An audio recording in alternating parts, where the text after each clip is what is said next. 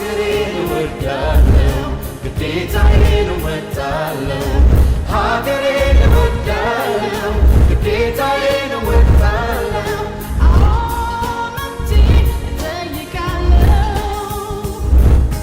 ሀገሬን እወዳለሁ ግዴታዬን እወጣለሁ ሀገሬን እወዳለሁ ግዴታዬን እወጣለሁ መብቴን እጠይቃለሁ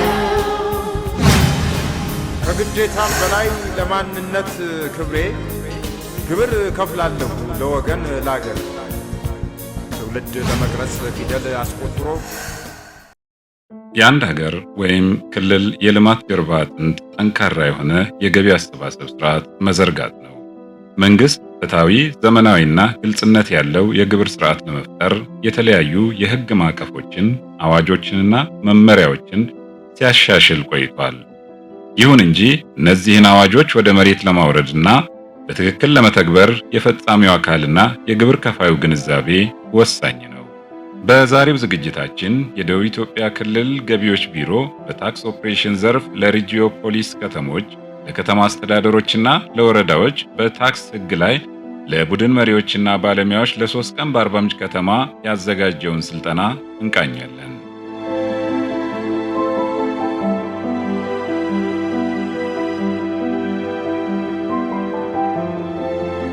የደቡብ ኢትዮጵያ ክልል ገቢዎች ቢሮ በዘርፉ ያሉ ክፍተቶችን ለመሙላትና አቅምን ለመገንባት ያዘጋጀውን ስልጠና በንግግር የከፈቱት የቢሮ ኃላፊዋ ወይዘሮ አለምነሽ ደመቀ የዘርፉን ወሳኝነት እንዲህ አብራርተዋል።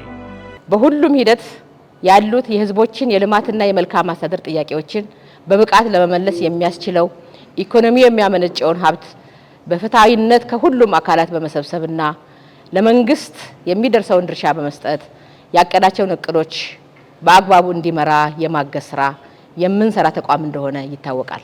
ስለሆነም ኃላፊነታችን ከሌሎች ተቋማት በተለየ እንደሆነ ከሌሎች ቢሮዎች፣ ከሌሎች አካላት የተለየ ኃላፊነት፣ አገራዊ ኃላፊነት፣ ትውልድ የማሻገር ኃላፊነት፣ ስርዓት የማሻገር ኃላፊነት እንዳለብን ሁላችሁም ትረዳላችሁ። በተለይ ደግሞ ይሄ ዘርፍ ጠቅላላ ተቋማዊ ሂደቱ የሚጠቃለለውና የሚመራው በዚህ ዘርፍ እንደሆነ ሁላችሁም ታውቃላችሁ። ኦፕሬሽን ዘርፍ ማለት ኦፕሬት ማድረግ ነው፣ ተቋሙን ኦፕሬት ማድረግ ነው። እያንዳንዱ ግብር ከፋይ በፍትሃዊነት እየከፈለ ነው ወይ የሚለውን በተቋማችን ላይ የሚነሱ የመልካም አስተዳደር ችግሮችን ጭምር ሊፈታ የሚችለው ይሄ ዘርፍ በሙሉ ቁመና ላይ ሆኖ በነቃ አእምሮ ሆኖ በፍትሃዊነት ለማገልገል ራሱን ዝግጁ ሲያደርግ ነው። ካልሆነ ግን አብዛኛው የግብር ከፋይ የፍትሃዊነት ችግር አቢዩዝ የሚደረገው በዚህ ዘርፍ ላይ ነው። ይሄ ባለሙያ የተጣለበት ኃላፊነት እጅግ በጣም ትልቅ ነው። ስለዚህ አንደኛ የታክስ ከፋዩን ፍትሃዊነት ማረጋገጥ የሚቻለው በእናንተው ነው። ሲቀጥል የተደበቁ ታክሶችን፣ የተደበቁ ሀብት መሆን የሚችሉ ኢኮኖሚ መሆን የሚችሉ ሀብቶችን ጭምር ኦፕሬት በማድረግ በመፈለግ ተጨማሪ ሀሳቦችን በማመንጨት ተቋሙ ከቀን ወደ ቀን ሪፎርም እንዲያድግ የጣጣለውን ግብ በተገቢ መንገድ እንዲሰበስብ ከማድረግ አንጻር ከፍተኛ ኃላፊነት ያለባቸው ተቋሞች ናቸው። እኛም እንደ ክልል ከናንተው ጋር በመሆን በመተባበርና በመተጋገዝ እንደ ክልል ትልልቅ ስራዎችን የሰራን በደቡብ ኢትዮጵያ ክልል የሚሰሩ ትልልቅ ፕሮጀክቶች፣ የልማት ስራዎች በሚፈለገው መንገድ እንደ አዲስ ክልል ሳይሆን ከነባር ክልሎች ጭምር ተወዳድረው አልፎ የሚታይና የሚቆጠር የልማት ስራዎች የተሰራው ገቢ በሚሰበሰብ ሀብት እንደሆነ ለሁላችሁም ኩራት ሊሰማችሁ ይገባል። ከነጉድለቱም የሰራናቸው ስራዎች ከነውስነቱም የሰራናቸው ስራዎች በደቡብ ኢትዮጵያ ክልል ላይ ትልቅ አሻራ አሳርፈናል። በሙሉ አቅማችሁ ወደ ስራ ለመግባትና አሁንም የተጣለባችሁን ታሪካዊ ኃላፊነት ለመወጣት የአእምሮ ዝግጁነት፣ እንደዚህ አይነት ስልጠናዎችን በትኩረት መከታተል፣ ኃላፊነት የተሰማው አይነት ስልጠና የመውሰድ አቅም እንዲኖራችሁ በትጋት ስልጠናዎችን እንደምትወስዱም በደንብ አድርጌ ተስፋ አደርጋለሁ።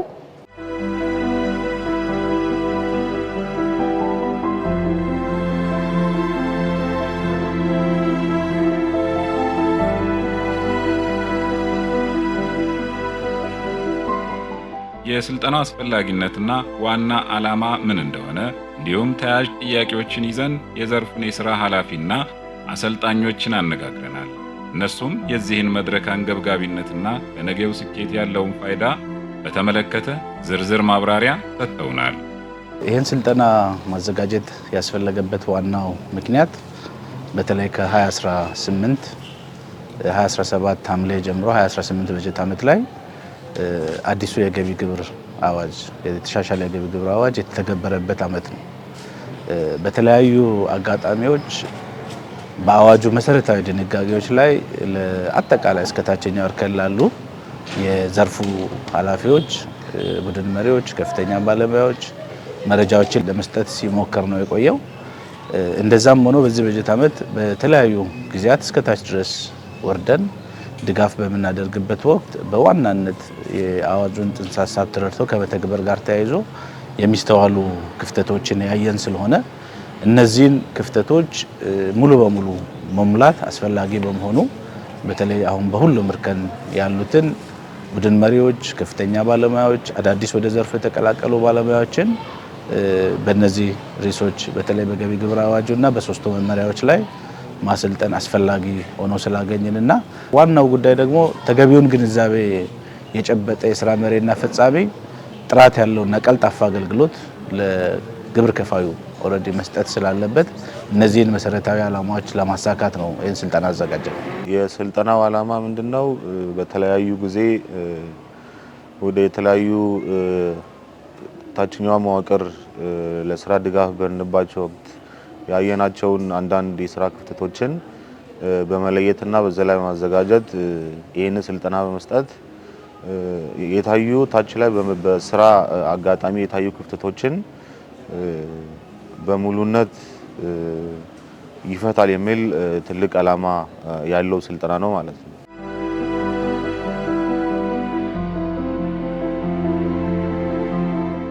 በዚህ ስልጠና ይፈታሉ ብለን የምናስበው አንደኛ የስራ መሪዎችና የተቋሙ ከፍተኛና መካከለኛ ባለሙያዎች የክህሎት ክፍተት ሙሉ በሙሉ ይደፈናል ብለን ነው የምናምነው በዚህ ስልጠና። ስለዚህ ትልቁ በዋናነት ታርጌት ያደረግነው ያለባቸውን የግንዛቤ ክፍተቶች አንደኛው ዞን ከሌላኛው እንደዚሁ ከክልል ማዕከል የተዘጋጁ ሰነዶችን መነሻ አድርገን እናቀርብና እርስ በርስ ተማምረው በሁሉም አካባቢዎች ወጥ የሆነ አረዳድ እንዲኖር ማድረግ ነው። ይሄን ካደረግን ኦልሬዲ የምንፈልገውን ዓላማም እነዚህ ይፈጠሩ የነበሩ ችግሮችንም እንቀርፋለን ብለን ነው የምናስበው። ወደ ታችኛው መዋቅር ስንሄድ በአሰራር ስርዓት ላይ የተለያዩ ክፍተቶችን በማየት ይህንን ስልጠና ለመስጠት አስበናል ማለት ነው። እኚህ ሶስት ሰነዶችንም አዘጋጅተን ወደዚህ ስንመጣ ቦልድሊ ማለት ነው አንደኛው የተሻሻለው የገቢ ግብር አዋጅ መነሻ የሆኑ ስልጠናዎች ናቸው። ወይንም በተሻሻሉ ሪሶች ላይ አዲስም የተሻሻሉ አንዳንድ የአሰራር ስርዓቶች ስላሉ ይህንን በደንብ ባለሙያው ተገንዝቦ በደንብ ስርዓቱን አውቆ ገቢ የሚሰበሰብበት አግባብ በሕግና ደንብ መመሪያ መሰረት ገቢ እንዲሰበስብ የተሻሻሉ የገቢ ግብር አዋጆች ሀሳቦች ላይ ግንዛቤ እንዲኖራቸው ነው ይህንን የመረጥ ነው ማለት ነው። ሁለተኛና ሶስት ሰነዶች አሉ በመመሪያ ላይ የተመሰረቱ ታክስ አስተዳደር አዋጅ፣ የግብር ከፋይ ንብረት ማስከበርና መሸጥ የሚል በተመሳሳይ የክፍያ ጊዜ ማራዘሚያ የሚባሉ መመሪያዎችን መሰረት በማድረግ ስልጠናዎችን እየሰጠን ነው። ይሄ ስልጠና በመስጠታችን አሁን ባነሳቸው የቅጣት አነሳስ መመሪያ ስፔሻሊ እኚህ ሁለቱ ኬዞች እነዚህን ፕራክቲካሊ ባለመጠቀማችን ታችኛው መዋቅር ላይ የተለያዩ ውዝፍ ዕዳዎች እንዲፈጠሩ በጣም በሚሊዮንስ የሚቆጠሩ ውዝፍ ዕዳዎች እንዲፈጠሩ እያደረገ መሆኑን በመስክ ስራችን የተመለከትናቸው ኬዞች ናቸውና ይሄ ባለሙያ ታችኛው መዋቅር ላይ ሄዶ ፕራክቲካሊ ይህንን ስራ የሚሰሩት እነሱም ስለሆኑ በአግባቡ መመሪያዎችን አፕላይ በማድረግ ቀጣይ የተወዘፉ ግብሮች እንዳይፈጠሩ የማድረግ ስራ ይሰራሉ የሚል ሀሳብ አለን ማለት ነው። ሌላኛው በተሻሻሉ የገቢ ግብር አዋጆች ላይ የመጡ አዳዲስ ሀሳቦች አሉ። አማራጭ አነስተኛ 2.5 ግብር በተመለከተ የተቀመጡ አዲስ አዋጅ ነው። ስለዚህ አዲስ አንቀጽ ነው በዚህ አዋጅ ላይ የተካተተው። ስለዚህ ይህንን ኢምፕሊሜንቴሽኑ ወይም ትግበራው በጣም ወጥ የሆነ ትግበራዎች በየመዋቅሮቻችን ላይ አልነበሩም እና ይህንን ስልጠና በማዘጋጀት ይሄ ጋፕ እንዲጠብና አብዛኛው ማለት ሙሉ በሙሉ በሚያስችል ደረጃ ሁሉም መዋቅር ዩኒፎርም የሆነ ወይም ተመሳሳይ የሆነ ትግበራ እንዲፈጽም አቅም ለመፍጠር ነው ይህንን ያዘጋጀነው። ወደ ስልጠና ማዕከል የመጡ የስራ መሪዎችና ባለሙያዎች በዋናነት የታክስ ኦፕሬሽን ዘርፍ ውስጥ ያሉ ቡድን መሪዎችና ከፍተኛና ወደ ዘርፉ የተቀላቀሉ ባለሙያዎች ናቸው። እነዚህን ባለሙያዎች የመረጥንበት ዋናው ምክንያት ከግብር ከፋዩ ጋር ፊት ለፊት የሚገናኙ ናቸው። ሌሎች ዘርፎች ጋር ብናይ የውጭ በርካታ ተገልጋዮች የላቸውም። እነሱ ፕላን አድርገው ነው የሚሰሩት። ኦፕሬሽን ዘርፍ ላይ ስትመጣ ግን ቀጥታ ከግብር ከፋዩ ጋር ግብር ከፋዩን ከመመዝገብ መረጃዎችን ከመሰብሰብ እነሱን ከመተንተን ወደ ውጤት ከመቀየርና ከዛም አልፎ ገንዘቡን ኮሌክት እስከማድረግ ድረስ ያለውን ሂደት በበላይነት የሚመራው ኃይል ነው። ስለዚህ እነዚህን በአግባቡ ለይቶ በተለወጡ ህጎች ላይ ተገቢውን አንደርስታንዲንግ ፈጥሮ አድርጎ ማሰማራት የተቀመጠውን ትልቅ ግብ ከማሳካት አኳያ ሚናው ከፍ ያለ ስለሆነ ነው እነዚህ የተመረጡት። አዲሱ የተሻሻለው የግብር አዋጅ የፌደራሉ 1395 2017 በእኛ ያው 6518 በብዛት አዲስ አዋጅ አይደለም ኖርማሊ የመጣው፣ ግን መሀል ላይ የተሻሻሉ አንዳንድ ሀሳቦች አሉ። ከዚህ ቀደም እንዳነሳሁት አማራጭ አነስተኛ የሚል ግብር መጥቷል ማለት ነው። ስለዚህ ግብር ከፋዮቻችን ከዚህ ቀደም ይሄ ግንዛቤ አልነበራቸው። አማራጭ አነስተኛ ማለት የምጣለውም በእንቅስቃሴያቸው ወይ አመታዊ ገቢያቸውን መነሻ በማድረግ አመታዊ ገቢ ላይ የንግድ ዘርፍ በመለየት ማለት ነው አመታዊ ሽያጫቸው ላይ የምጣል ስለሆነ የመጣውም ሐምሌ ላይ ተግባራዊ የሚደረግ አዋጅም ከመሆኑ አንፃር ግብር ከፋዮቻችን ጋር እንደዚህ በዚህ ዙሪያ በጣም ሰፊ ክፍተቶች ነበሩ።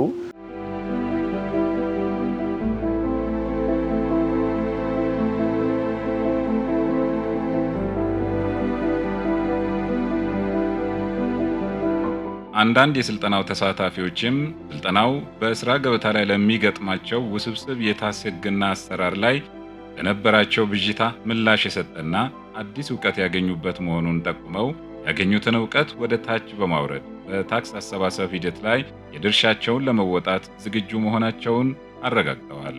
ስልጠናው እጅግ በጣም አስፈላጊ በሆነ ሰዓት ነው የተሰጠው።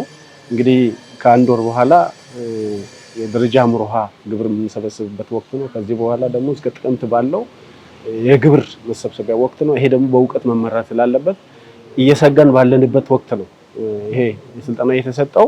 ስለዚህ ያ ብቻ አይደለም። አሁን አጠቃላይ የመጣ ነው ከኔም ጀምሮ አዲስ ነው። በሪፎርም ያደግን ስለ አዲሱ በተሻሻለው ይገንተን ስልጠናም እየወሰድን አይደለንም።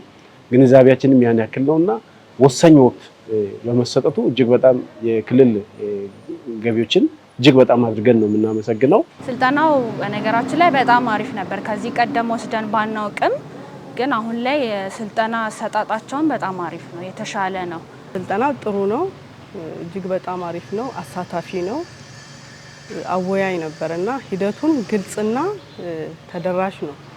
እኛ ጋር የነበሩ ብዙ ክፍተቶችን የሞላንበት ብዙ ነገሮችን ያየንበት ስልጠናው ቀልጣፋ፣ ግልጽ ነው፣ እጅግ በጣም አሪፍ ነው። ስልጠናው እጅግ በጣም አስፈላጊ ነው። የሰነድ ዝግጅቱም ቢሆን በአሁኑ በተሻሻለው አዋጅ ላይ ያሉ ብዥታ የሚፈጥሩ ነገሮችን ክሊር ያደረግንበት ሁኔታዎች አሉ። አንዳንድ ያው ስልጠናው ከሰነድ ዝግጅቱ አንጻር የተሻለ ነው። ብዙ አዲስ ነገሮችን አይተንበታል። ማታ ላይ ይዘው በሚወጡት አሳይመንት ጠዋት ላይ ድጋሚ መጥተው ፓርቲሲፔት አድርገው ምላሽ ላይ የተመሰረተ ምላሹን ከመድረክ ብቻ ሳይሆን ከአሰልጣኞች ጋርም ተሳታፊ ሆነው ምላሽ እየተሰጠበት እርስ በራስ እየተመካከርንበት የምንሄድበት ስልጠና ነበር የሰለጠን ነው። ለዛ ስልጠናው አዋጭ ነው።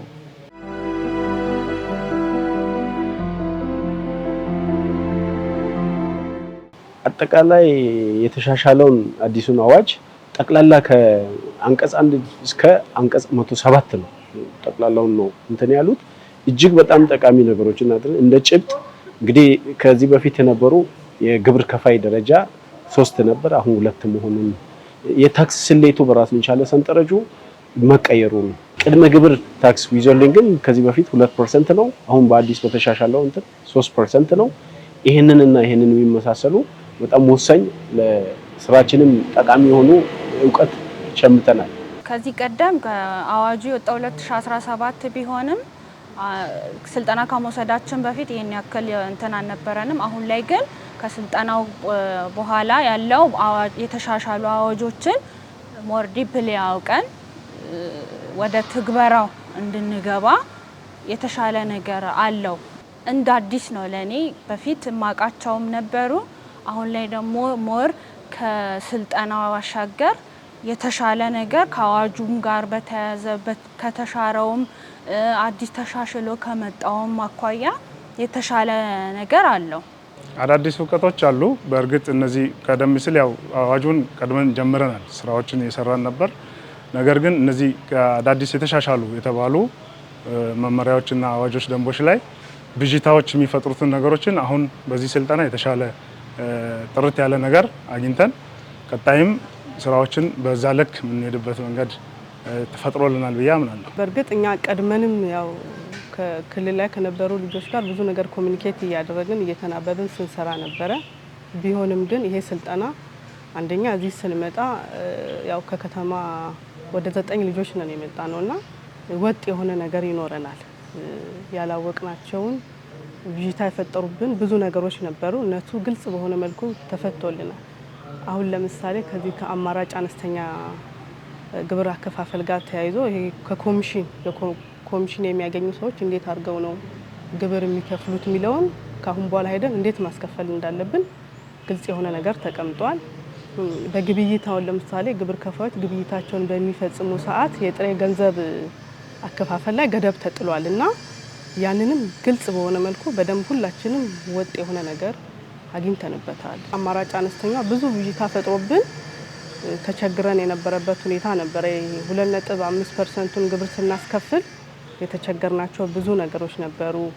አሁን ለምሳሌ ዝም ብለን 2.5%ቱ ላይ ነበር እኛ ሂሳቡን እያሰላን ግብር ስናስከፍል የነበረው። አሁን ግን ያው እንደ አማራጭ ግብር ከፋዩ ሂሳቡን በሚያመጣበት ሰዓት የተሻለውን ሂሳቡን አይተን የተሻለውን እንደምናስከፍል በዚህ ስልጠና ግንዛቤ አግኝቻለሁ። እኔ በግል የአሰልጣኙ ስልጠና የምንማማርበት ሁኔታዎች ይፈጠራል። ከዛ ባሻገር አለፍ ሲል ደግሞ ለግብር ከፋዩ ነው ከግብር ከፋዮች ጋር ኮንታክት አድርገን ግብር ከፋዮችን የማሳመን ቁርጠኛውን የመስራት ግንዛቤ ስለተፈጠረኝ በዚህ ልክ ሄጄ ነው እኔም ቁርጠኛውን የምሰራው።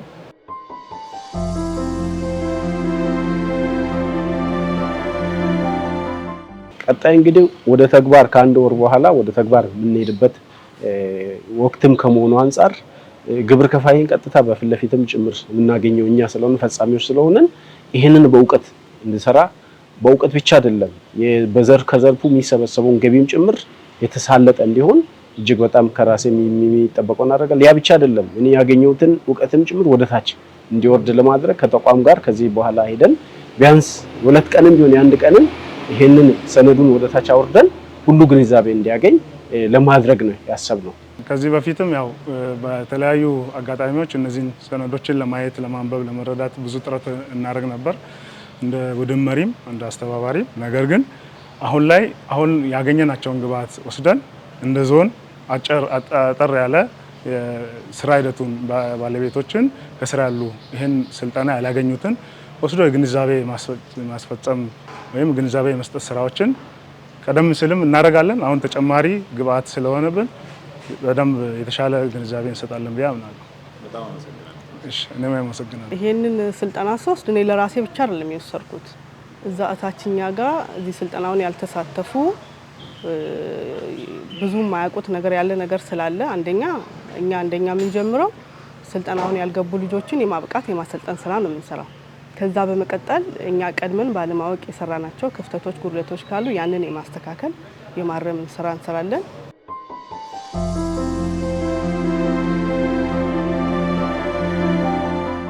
ባለሙያዎችና የቡድን መሪዎች ከስልጠናው ያገኙትን ዕውቀት ወደ መሬት በማውረድ የገቢ አሰባሰብ ስርዓቱ ይበልጥ ቀልጣፋ፣ ግልጽና ፍትሃዊ ለማድረግ የበኩላቸውን ሚና መወጣት እንዳለባቸው ተጠቁመዋል።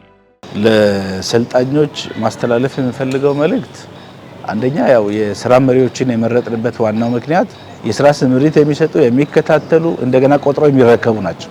ከዛ ጋር ተያይዞ በተግባር ሂደት ውስጥ የሚገጥማቸውን ችግር እየፈቱ ሁሉንም ፈጻሚዎች እዚህ ወደ ስልጠና ማዕከል ያልመጡትን እዚሁ ስልጠና ማዕከል ከመጡት ጋር ተመሳሳይ አረዳድ እንዲኖራቸው እንዲያደርጉ ስለምንፈልግ ነው እነሱን የስራ መሪዎችን እዚህ እንዲገኙ ያደረግነው። ከዚህ አኳያ ለሰልጣኞች ማስተላልፈው መልእክት በስልጠና ያገኙትን ዕውቀት ሳያሸራርፉ እዛው አገልግሎት ማዕከል ላይ እንዲያውሉ ኦሬዲ በደንብ ኃላፊነት በተሰማ መንገድ ኤክሰርሳይዝ እንዲያደርጉ እና ተገቢውን መረጃ የሰጠናቸው ስለሆነ የተረዱትን በአግባቡ ወደ ስራ እንዲያውሉ ነው ማስተላለፍ እንፈልገው።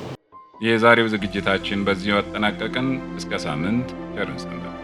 ሀገሬን እወዳለሁ፣ ግዴታዬን እወጣለሁ። ሀገሬን እወዳለሁ፣ ግዴታዬን እወጣለሁ። መብቴን እጠይቃለሁ። ሀገሬን እወዳለሁ፣ ግዴታዬን እወጣለሁ። ሀገሬን እወዳለሁ፣ ግዴታዬን እወጣለሁ። ከግዴታም በላይ ለማንነት ክብሬ ግብር ከፍላለሁ ለወገን ላገር። ትውልድ ለመቅረጽ ፊደል አስቆጥሮ